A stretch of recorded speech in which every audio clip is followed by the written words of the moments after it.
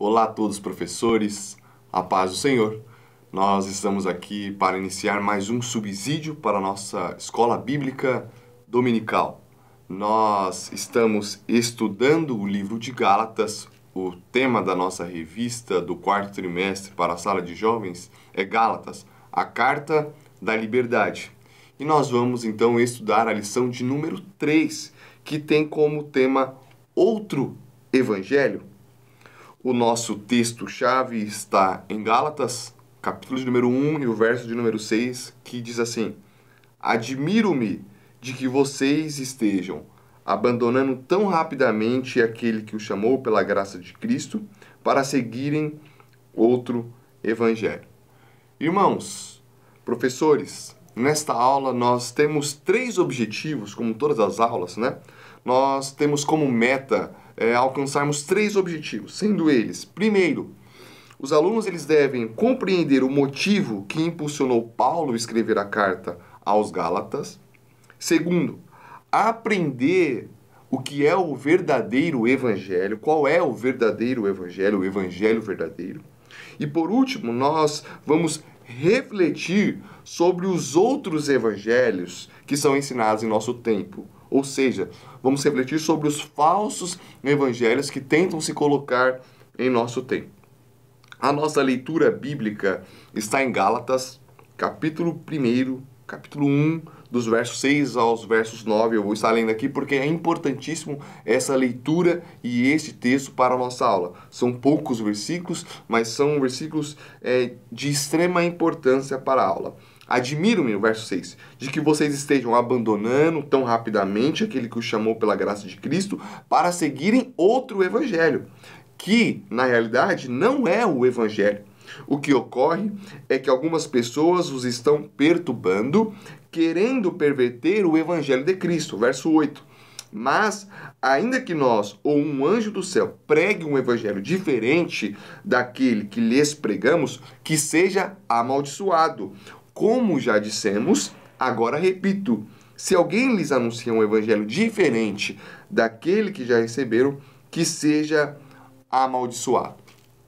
Bom, nas aulas anteriores, na aula de número 1, que foi uma aula mais introdutória sobre como nós deveríamos ler ou como nós devemos ler a carta aos Gálatas, ou na verdade, como nós devemos ler uma epístola bíblica, foi uma aula introdutória. E na aula 2, então, nós colocamos em prática aquilo que nós aprendemos na lição de número 1. Na aula 2, então, nós construímos e formamos um contexto histórico da carta aos Gálatas. Um contexto de extrema importância para nós realmente compreendermos, entendermos e apreendermos o conteúdo da carta. Então, essas lições foram lições introdutórias, onde nós refletimos com os nossos alunos, onde nós aprendemos juntamente com os nossos alunos quem foi o autor da carta, para quem que a carta foi escrita, quem são os destinatários, quem eram os destinatários da carta, por que a carta foi escrita, de que forma que a carta foi escrita, qual é o caráter dessa carta. Todas essas são informações do contexto histórico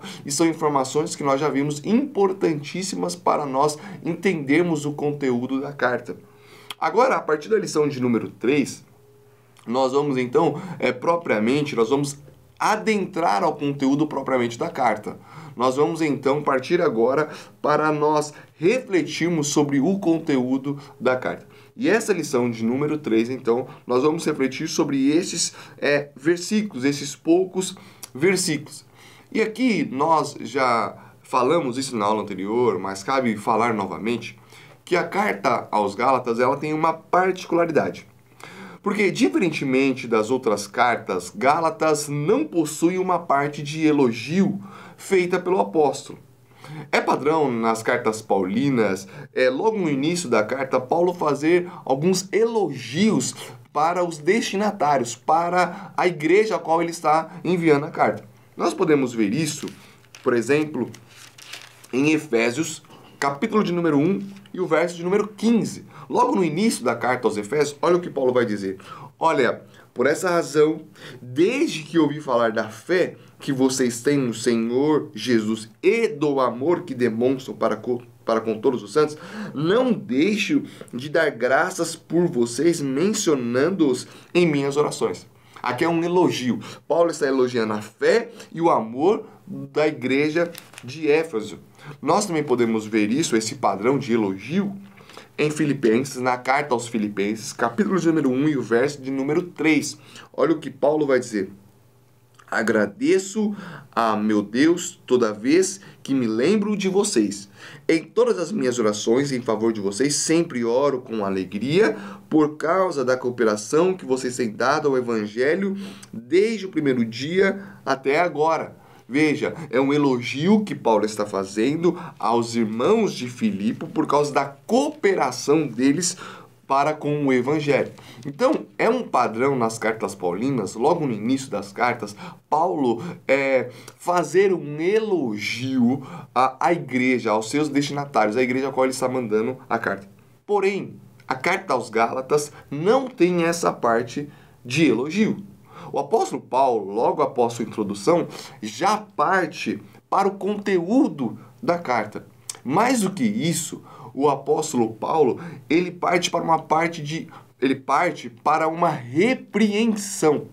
Ao invés de elogiar os irmãos da Galácia, ao invés de fazer elogios, de acentuar virtudes da igreja, Paulo deixa essa parte de lado e parte para uma repreensão.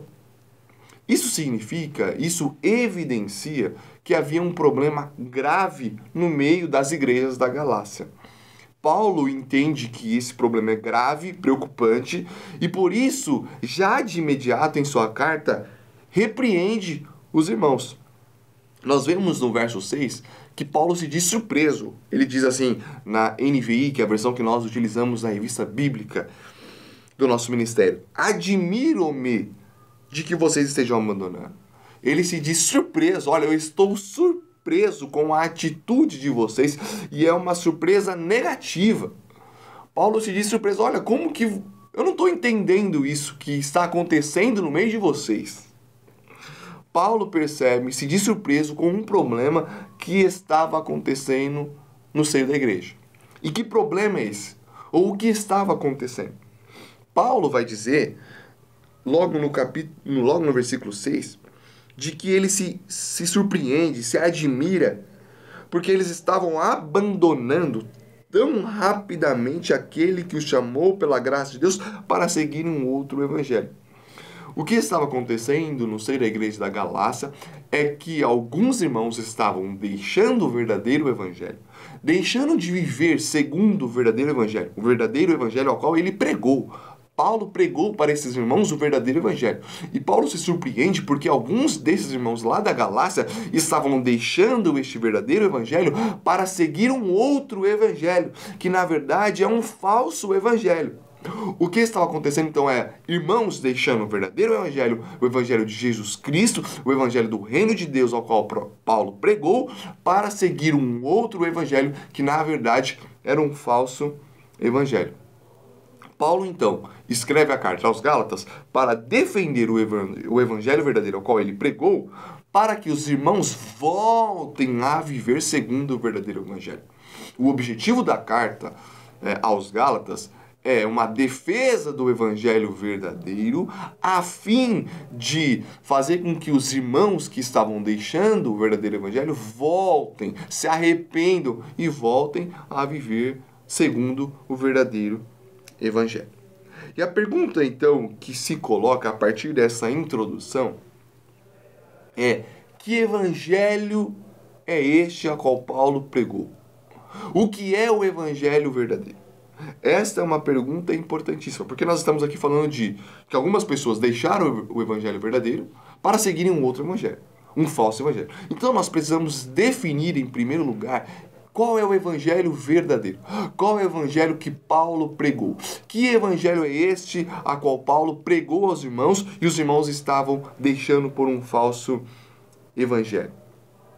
Nessa parte, aqui eu quero incentivar os irmãos a fazer um momento de reflexão junto com a sala e perguntar para os jovens, perguntar para os seus alunos, meus irmãos, que eles acham que é o Evangelho? O que eles têm na mente? É importante nós sondarmos eles para compreendermos, para sabermos o que eles pensam sobre o que é o Evangelho. Então pergunte a cada um dos alunos e deixem eles falarem o que eles pensam que é o verdadeiro Evangelho. O que eles acham que é o Evangelho. Então essa parte da aula é uma parte que nós podemos deixar os alunos falarem entre si, conversarem, expondo o que eles acham que é o Evangelho, o que eles aprenderam que é o Evangelho. Para aí sim, nós então definirmos o que é o verdadeiro Evangelho. Bom, a palavra Evangelho é de origem grega e significa boas novas, boas notícias. O termo Evangelho se tornou comum no contexto do Império Romano. E, na verdade, se torna muito comum na guerra civil do Império Romano, na luta entre Marco Antônio e Otávio. Haviam dois personagens do Império Romano que estavam lutando entre si para ver quem seria o novo imperador do Império Romano. Júlio César morre e aí então há um espaço vago para quem será o imperador do Império Romano. E então surge uma luta, surge uma guerra entre dois personagens principais, Marco Antônio e Otávio. A palavra evangelho se torna comum para anunciar a vitória de Otávio sobre Marco Aurélio. Ou sobre Marco Antônio, desculpa.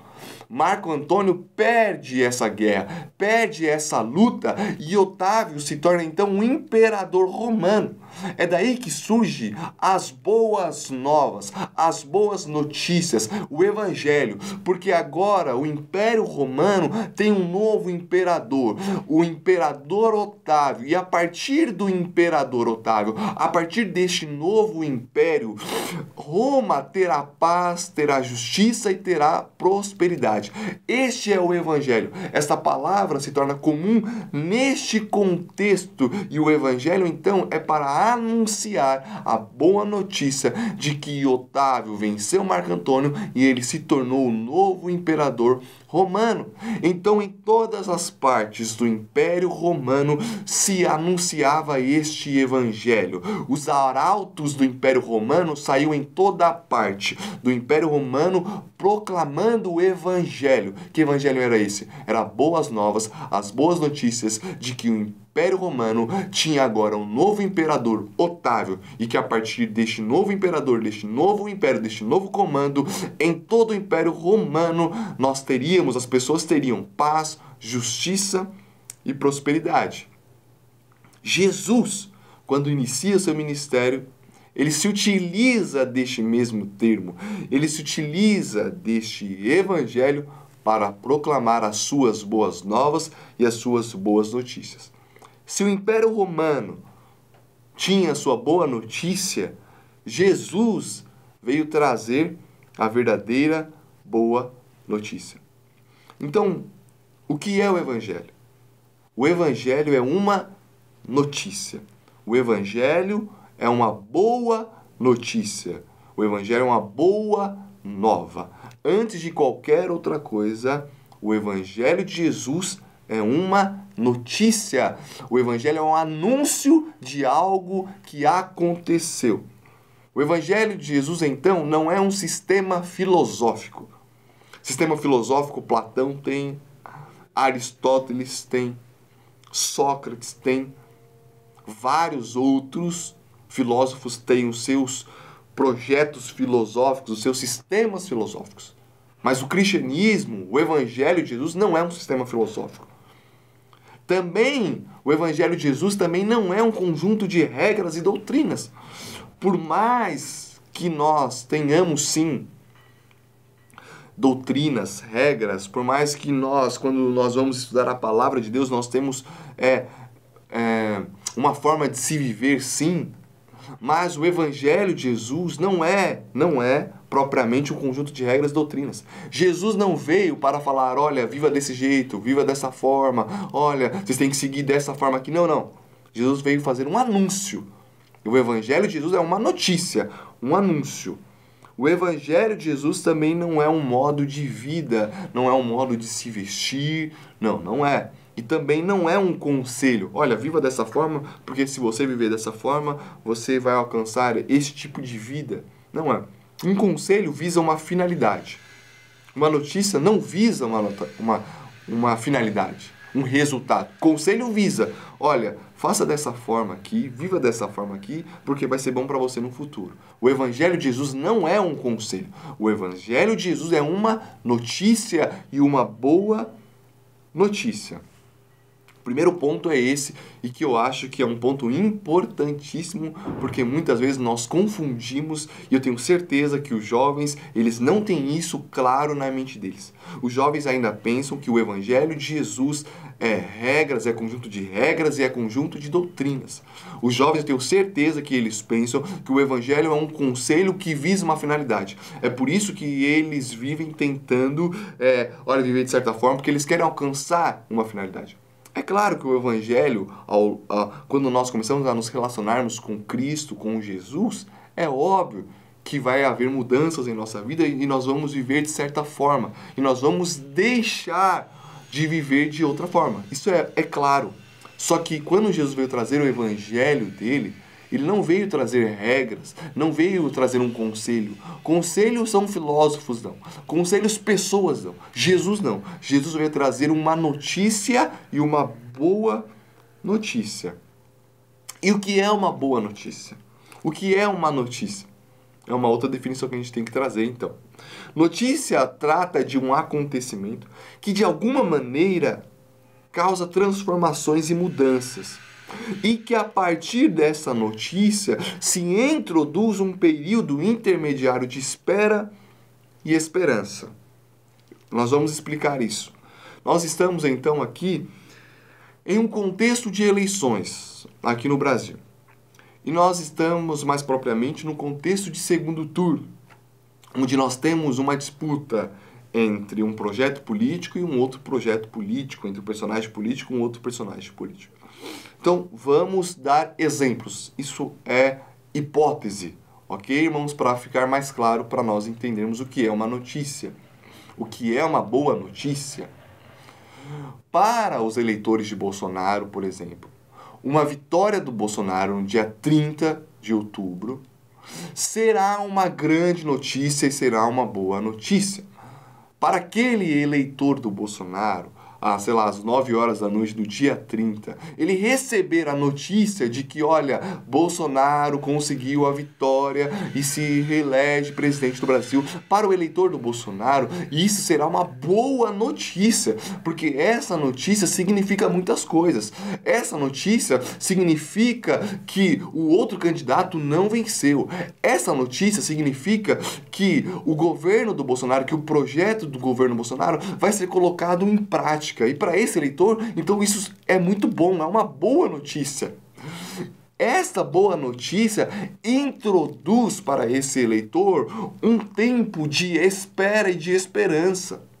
Por quê? Porque é uma boa notícia, Bolsonaro venceu as eleições. Estamos aqui na base da hipótese, meus irmãos, só para ficar claro. Mais uma vez eu digo isso. Este eleitor, então, ele tem um tempo de esperança. Se introduz a partir dessa notícia de que Bolsonaro se reelegeu, se introduz nele um período de esperança. Porque agora nós temos 4 anos pela frente com um governo bom, um governo que vai ser próspero, enfim, e etc, e etc. Então uma notícia é um anúncio de que algo aconteceu e que este acontecimento trouxe mudanças, transformações, e que a partir dessa notícia se introduz então para todos um momento, um período de espera e esperança. Então, no Império Romano, agora dando um outro exemplo, o Império Romano. O Império Romano estava vivendo guerra. Nós tínhamos então Otávio e Marco Antônio. Era uma guerra civil, o Império Romano estava dividido, então o Império Romano estava em crise, estava em caos, porque estava em guerra, e guerra fala de fome, guerra fala de divisão, guerra fala de pobreza. Era assim que o Império Romano estava vivendo aqueles 13 anos. Mas com a vitória de Otávio, a guerra se encerra. Então, há uma notícia, é uma boa notícia. Nós temos um vencedor. Nós temos agora um novo imperador, Otávio. Algo aconteceu. Qual que é a notícia? Algo aconteceu. Otávio venceu a guerra e se tornou imperador romano. Esta notícia, este acontecimento, trouxe mudanças a todo o Império Romano. Acabou a guerra, não tem mais divisão, não faz mais sentido o império estar dividido. Mudança, transformação, o acontecimento da vitória de Otávio trouxe mudanças a todo o Império Romano. E a partir dessa notícia, surge então, se introduz a todos no Império Romano um período de esperança. Olha, então agora nós vamos viver em um império de paz. Acabou a guerra, o caos vai embora. A fome vai embora. Nós vamos viver a partir de agora, então, paz, justiça e prosperidade. Isso então é uma notícia. A notícia é um anúncio de um acontecimento que trouxe transformações e mudanças e que a partir dessa notícia se introduz então uma esperança. O cristianismo, o evangelho, é uma boa nova, é uma boa notícia, é uma notícia. Ele é a notícia de que algo aconteceu. E como resultado deste acontecimento, o mundo passou a ser um lugar diferente. Isso que é o evangelho. O evangelho é um anúncio de que algo aconteceu e que a partir deste acontecimento tudo mudou, tudo foi transformado. O evangelho verdadeiro, então, é a boa notícia que o único e verdadeiro Deus assumiu o controle do mundo em Jesus. E através de Jesus, na sua morte e na sua ressurreição. Através de Jesus, Deus está colocando o mundo em ordem. Deus está removendo o pecado. Deus está vencendo a morte. E Deus está livrando toda a humanidade. E preenchendo o mundo com a sua glória e justiça. As boas novas que Jesus estava proclamando, quando Jesus veio ao mundo e começou a anunciar o seu evangelho, as suas boas notícias, era isso que ele estava dizendo. Jesus estava dizendo o seguinte: olha, eu tenho uma boa nova. O Império Romano está falando que tem uma boa nova, uma boa notícia para vocês, mas essa não é a boa notícia verdadeira. A boa notícia sou eu quem trago. A boa notícia é de que Deus, através de mim e através da morte, da minha morte e da ressurreição, Deus está livrando o mundo do pecado, da maldade e está livrando toda a humanidade. E Ele vai fazer todas as coisas novas. E Ele vai colocar o mundo em ordem. O mundo está em caos, o mundo está uma bagunça, o mundo está cheio da maldade e do pecado. Mas através de mim, Jesus, Deus vai colocar todas as coisas em ordem. E na verdade, Deus já colocou. Eu só estou aqui anunciando. E quem quer que seja, quem quer receber essa nova vida, já pode experimentar essa transformação aqui e agora. Este então era o Evangelho. Isto que é o Evangelho, é esta notícia de que Deus veio ao mundo e através da morte e da ressurreição de Jesus, Ele mudou o mundo, transformou o mundo. E qualquer pessoa pode experimentar essa transformação e pode experimentar essa vida cheia da glória de Deus. Isso que é o Evangelho. O Evangelho não é viva dessa forma, o Evangelho é não, o Evangelho é este anúncio. E Paulo anunciou este Evangelho. Foi este Evangelho que Paulo anunciou. E Paulo anunciou principalmente para os gentios, para os povos que não faziam parte do judaísmo. Porque para os judeus, esta boa notícia de que Deus colocaria o mundo em ordem, de que livraria, de que tiraria o pecado do mundo, de que venceria a morte, de que todas as coisas seriam novas, para eles, essa boa notícia seria dada aos judeus. E Deus faria isso para o povo judeu. Era isso que o povo judeu estava esperando. É por isso que os discípulos dizem para Jesus: olha, Jesus, e quando é que, lá em Atos capítulo 1, acho que a partir do verso 8, se eu não me engano, 6, se eu não me engano, Os discípulos vão perguntar, olha, e de quando que haverá que Deus nos levantará, fará todas as coisas novas no nosso meio? Aí Jesus respondeu, olha, isso aí não compete a nós sabermos, mas vocês receberão o Espírito Santo de Deus. E aí vocês serão as minhas testemunhas. Porque o povo, eles estavam esperando que essa boa notícia seria dada primeiro aos judeus. Deus mudaria a situação deles. Mas a boa notícia é de que Deus, na verdade, restauraria toda a criação e toda a humanidade, e todas as pessoas do mundo poderiam viver essa transformação e essa nova vida. E Paulo saiu pregando este evangelho a todas as pessoas e principalmente aos gentios. Paulo saiu lá na Galácia. Paulo foi lá na região da Galácia e pregou este evangelho. Olha, vocês ouviram o evangelho do Império Romano. Uma boa notícia aí de que a partir do imperador Otávio, vocês vão viver em paz, em prosperidade, em justiça. Mas veja, eu estou trazendo um verdadeiro evangelho, de que é na pessoa de Jesus, de que houve um homem chamado Jesus Cristo, que morreu, ressuscitou, venceu a morte, nos livrou do pecado. E que a partir dele, então, nós vamos viver uma nova vida e nós vamos ser cheios da presença de Deus. Esse foi o evangelho pregado pelo apóstolo Paulo na região da Galácia. E os irmãos ali da Galácia creram neste evangelho. Isso que é lindo. Eles creram neste anúncio, que para muitos é loucura, como mesmo diz o apóstolo Paulo. Para muitos é loucura este anúncio. Mas essas pessoas creram nessa boa notícia, nessa notícia que diz que em Jesus Deus veio ao mundo e colocou o mundo em ordem de novo e livrou o mundo do pecado, da maldade. Eles creram nesta boa notícia. No entanto, e aí nós entramos aqui no tópico 3, Cristo e algo mais. No entanto, o que acontece é que algumas pessoas deturparam esta mensagem do apóstolo Paulo. Deturparam este evangelho. Algumas pessoas foram lá na região da Galácia, foram lá nessas igrejas e começaram a pregar um outro evangelho. E que evangelho que eles estavam pregando? Eles começaram a pregar que, olha, essa é uma boa notícia mesmo. Só que assim, tem algo mais. Não é simplesmente crer neste evangelho, crer em Jesus Cristo, crer na morte e na ressurreição de Jesus Cristo, que vocês serão salvos realmente, que vocês serão cheios da glória de Deus e que vocês farão parte do povo de Deus, desta nova criação de Deus. Não é somente crer em Cristo Jesus, não é somente crer nessa notícia. Vocês precisam fazer algo mais.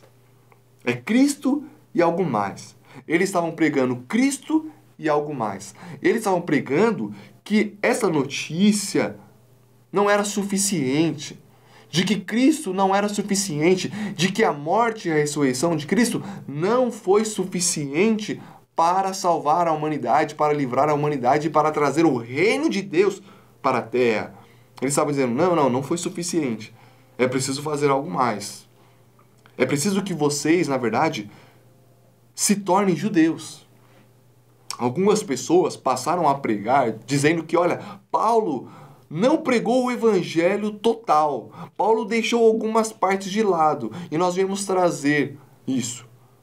Paulo não pregou que, na verdade, vocês precisam cumprir as regras judaicas. Porque este evangelho, essa boa notícia, é dada primeiro aos judeus. Porque foi o povo que Deus escolheu. Então eles começaram a deturpar o evangelho pregado pelo apóstolo Paulo. E aí, o que aconteceu? Alguns irmãos ouviram este falso evangelho e deixaram e abandonaram o evangelho que pregava Cristo, a cruz e a ressurreição. E eles passaram, então, a se tornarem judeus. Eles começaram, então, a conciliar o evangelho de Jesus com o judaísmo. A conciliar o evangelho de Jesus com as regras judaicas, achando que por circuncidar, achando que por guardar o sábado, achando por comer certas comidas e deixar de comer outras comidas, eles estavam então se salvando, se livrando. Eles estavam achando que eram pelas obras da lei que eles seriam justificados, que Deus os justificaria e faria todas as coisas novas na vida deles.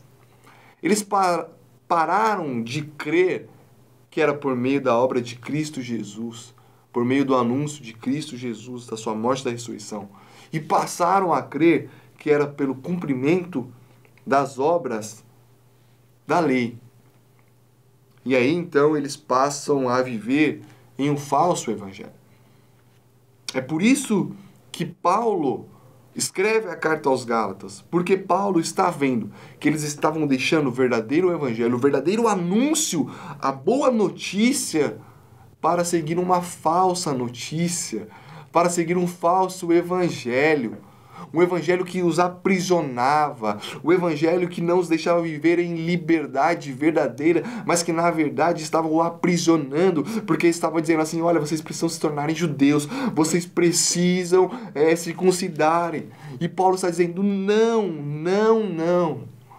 Essa não é a boa notícia que eu preguei a vocês. A boa notícia que eu preguei a vocês é que em Jesus Cristo, na morte, na ressurreição, nós somos justificados e Deus nos liberta e nos livra e nos aceita e nos inclui no seu reino e nos inclui no seu povo. Não é por eu me circuncidar, não é pelas regras, não é por obedecer às regras judaicas, não, mas é pela fé em Cristo Jesus, na sua morte e na ressurreição. E aí Paulo então escreve a carta aos Gálatas, porque eles estavam deixando o verdadeiro evangelho por um falso evangelho.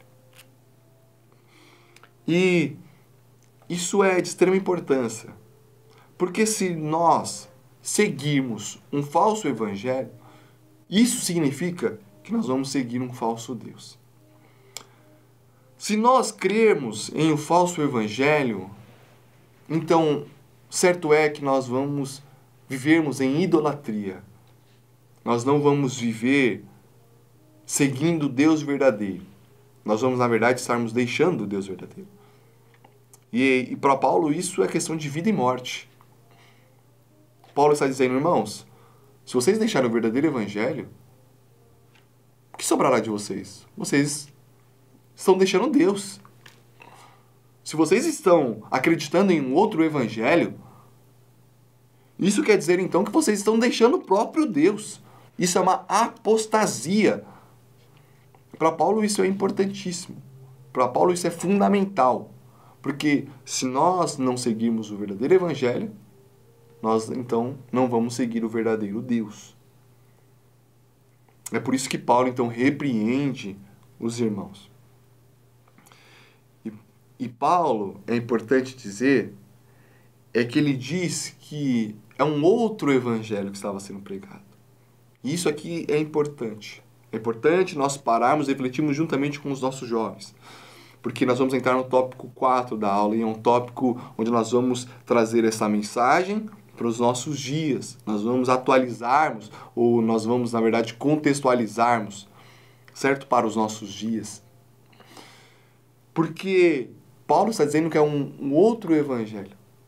Paulo está querendo dizer assim: olha, parece evangelho, tem cara de evangelho, tem até linguagem do evangelho, mas o que vocês estão ouvindo aí não é evangelho. Olha, alguns irmãos estão dizendo aí para vocês que na verdade eu não preguei o evangelho total e que eles estão levando o verdadeiro evangelho. Olha, parece que é evangelho, né? Mas não é evangelho. E esse que é o problema. Porque nos nossos dias tem vários outros evangelhos que estão se impondo. Tem vários falsos evangelhos que se colocam nos nossos dias e que têm deturpado e corrompido o verdadeiro evangelho. E muitas pessoas, muitos jovens, estão seguindo um falso evangelho e não o evangelho verdadeiro. E quando nós seguimos um falso evangelho, isso quer dizer que nós, então, não estamos seguindo o verdadeiro Deus. Tem vários evangelhos, outros evangelhos, que se parecem com o evangelho, que tem cara de evangelho, que tem linguagem do evangelho, que tem nomenclaturas do evangelho, que tem até igreja, mas que não é evangelho verdadeiro. E nós colocamos então 3 tipos desses evangelhos nos nossos dias que se parece com o evangelho, que tem linguagem do evangelho, mas que não é evangelho verdadeiro. O primeiro nós colocamos então que é o evangelho que nós dizemos que é o evangelho coaching. O coaching, os irmãos sabem que é um profissional que ganhou muitos destaques nos últimos anos. E este profissional nada mais é do que um profissional que ajuda pessoas a se desenvolverem em qualquer área da vida, mas principalmente na área profissional. Então, um coach é uma pessoa que vai te dar métodos, vai te dar planos para você se desenvolver na sua área de atuação, se desenvolver profissionalmente, para você alcançar cargos melhores e alcançar objetivos melhores.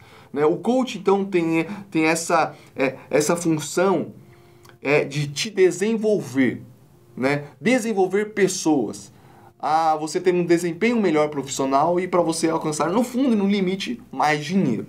Então é isso que um coach faz. E esse profissional ganhou muita notoriedade nos últimos anos, principalmente por causa das redes sociais, certo? E qual é o problema? O problema é que a mentalidade coach, nós vamos dizer aqui na lição, adentrou no meio evangélico brasileiro. Se desenvolver profissionalmente é legítimo. O problema é quando nós começamos a tentar conciliar a mentalidade coach com o evangelho bíblico. E é isso que tem acontecido. Muitos pregadores, nós temos muitos pregadores que na verdade não são pregadores do evangelho, mas são pregadores coachings. Por quê? Porque eles usam a palavra de Deus, eles usam o evangelho, mas com a finalidade de desenvolver as pessoas, a vida das pessoas. O foco não é o anúncio da boa notícia de Jesus e da morte e da ressurreição de Jesus, mas o foco é, na verdade, na valorização humana.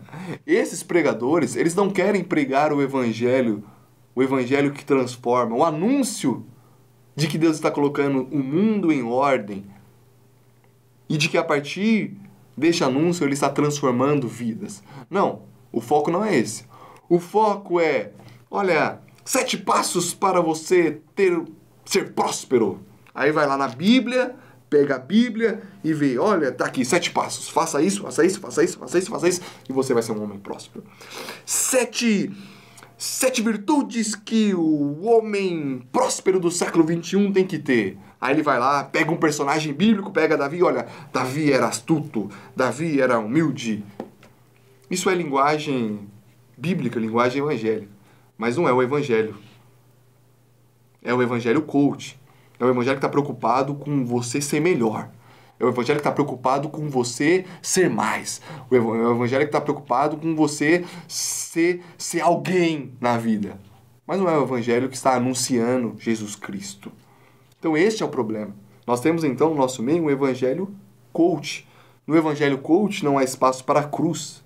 Você não vê pregador coaching pregando cruz. Ou quando prega é deturpando a cruz.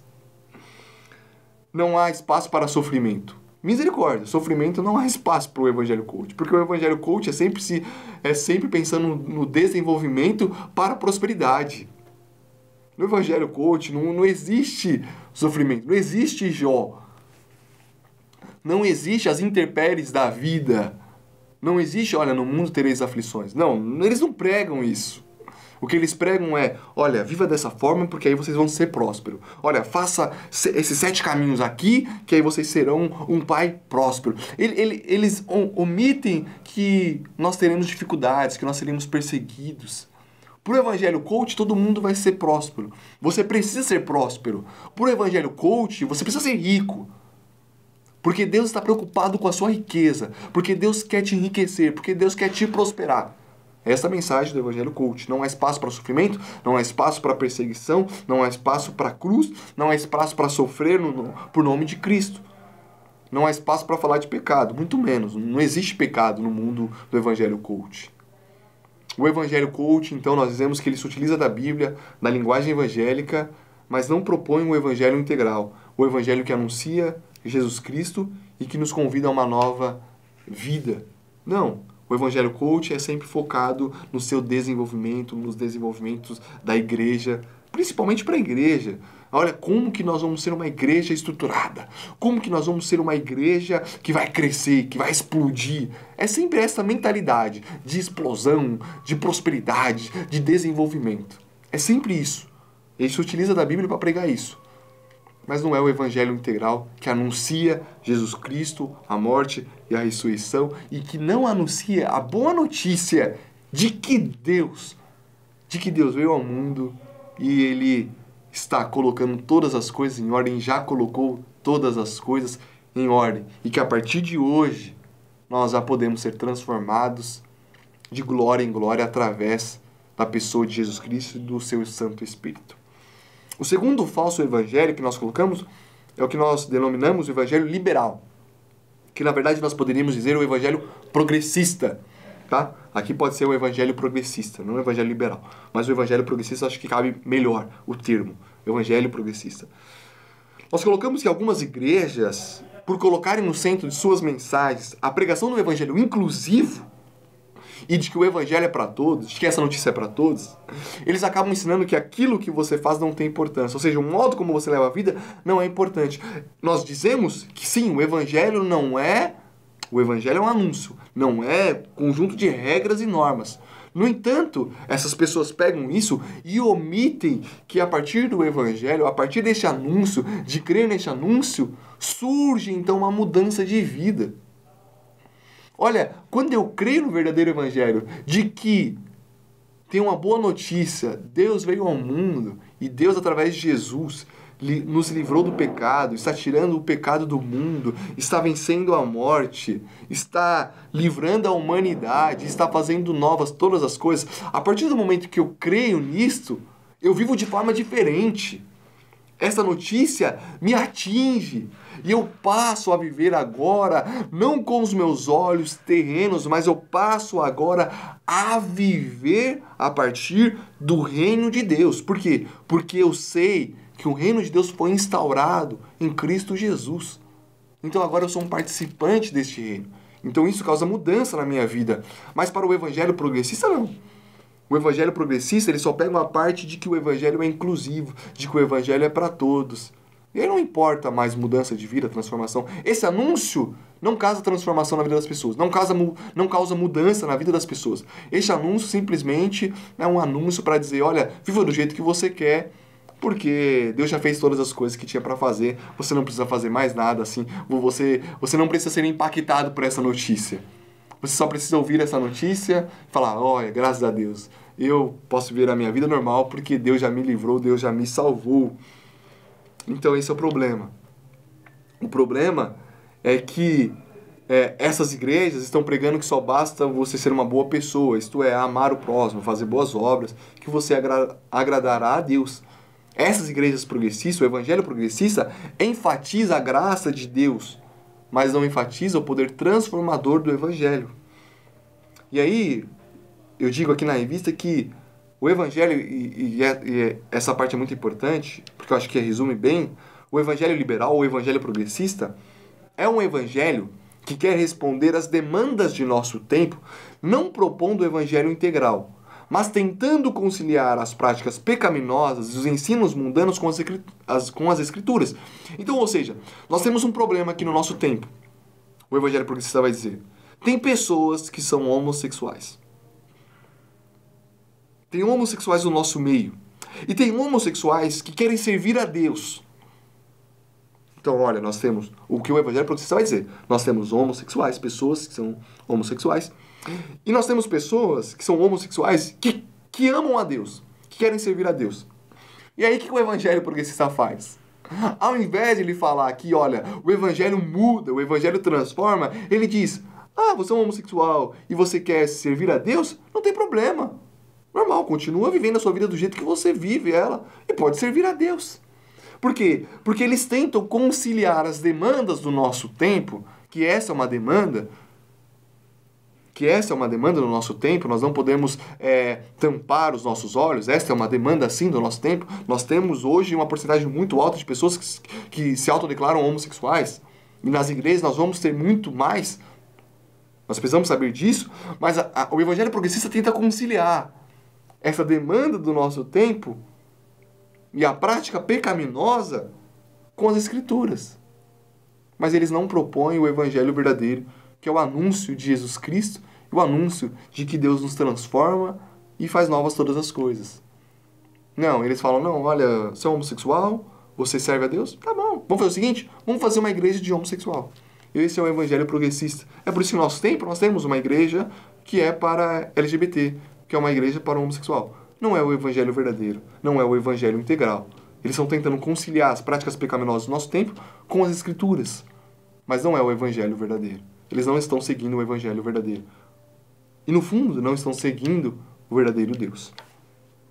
Por fim, nós então falamos do evangelho que nós dizemos aqui, o evangelho moralista. Que se o evangelho progressista ele enfatiza a graça, no evangelho moralista nós enfatizamos as obras. Então nós temos inúmeras igrejas que pregam que nós podemos ser salvos e fazemos parte do reino de Deus e dessa boa notícia ao entregarmos a nossa vida a Cristo e somar essa decisão com o comportamento certo. Este é o evangelho que nós chamamos de evangelho moralista, que é o evangelho da lei, que não consegue ver a suficiência da obra de Cristo. É sempre Cristo e algo mais. Olha, você precisa saber que Deus é amor, mas Deus é justiça, então tem que andar dessa forma, tem que fazer dessa forma. Nós temos inúmeras igrejas aí que não acreditam na graça de Jesus.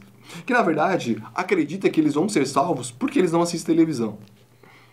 Porque eles acreditam que eles vão ser salvos não pela graça de Cristo, mas sim porque eles foram muito certinhos.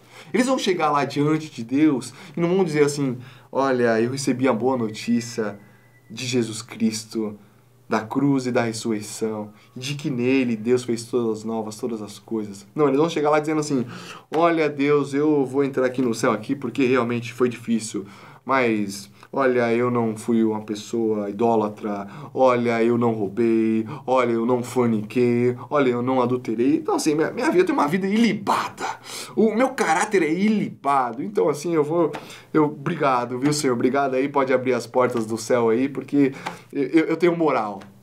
Tem igrejas que acreditam nisso, que não consegue ver a sua insuficiência, que não consegue ver o seu pecado, mas acha que faz parte do povo de Deus pelas suas obras, porque circuncida, porque cumpre regras alimentares.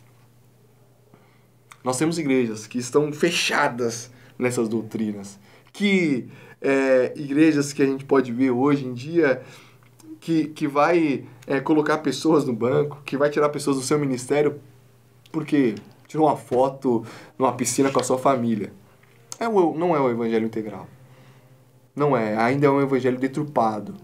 Não é o evangelho de Jesus, da cruz e da ressurreição, que está anunciando que Deus veio ao mundo e está colocando novas todas as coisas, e Ele está enchendo a terra com a sua glória, e está enchendo a nossa vida com a nossa glória. É um evangelho moralista, é um evangelho que não consegue enxergar que nós somos insuficientes, e que nós só vamos alcançar o céu, ou seja, nós só vamos fazer parte do reino de Deus, é pela boa notícia de que Deus em Jesus, pela sua morte e ressurreição, colocou todas as coisas em seu devido lugar. Eles acham que eles vão colocar o mundo no lugar por ser certinho, por fazer as coisas, por cumprir regras. Não, irmãos. Não. A boa notícia é de que nós podemos fazer parte do reino de Deus por causa da obra de Jesus Cristo. Então, esses são os evangelhos, esses são os falsos evangelhos que se colocam no nosso contexto hoje. E que nós precisamos nos perguntarmos, que evangelho que nós estamos seguindo? Que evangelho? Será que é um evangelho que está focado no desenvolvimento humano, no desenvolvimento pessoal?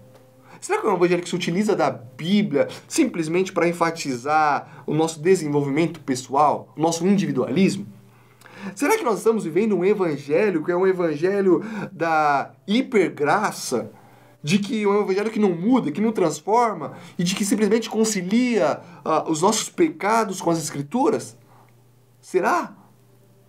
Será que nós estamos então seguindo o evangelho de que nós não conseguimos perceber a nossa insuficiência e que nós achamos que nós vamos fazer parte do reino de Deus e dessa boa notícia pelas nossas próprias ações, pelas nossas próprias mãos? Nós precisamos tomar cuidado, nós precisamos refletir juntamente com os jovens, porque seguir um falso evangelho é então seguir um falso Deus, ou seja, é viver em idolatria. Essa era a preocupação do apóstolo Paulo. E é por isso que o apóstolo Paulo começa a carta aos Gálatas repreendendo os irmãos da Galácia. Vejam, não troquem o verdadeiro evangelho, o verdadeiro evangelho integral, que é o anúncio das boas notícias do reino de Deus, que transforma a nossa vida. Não troquem este evangelho por nada. Nem que seja um evangelho coach, nem que seja um evangelho progressista, e nem que seja um evangelho moralista da lei. Não troquem, não troquem, não troquem. Que nós possamos ficar com o verdadeiro evangelho, o evangelho de Jesus, o evangelho do reino de Deus.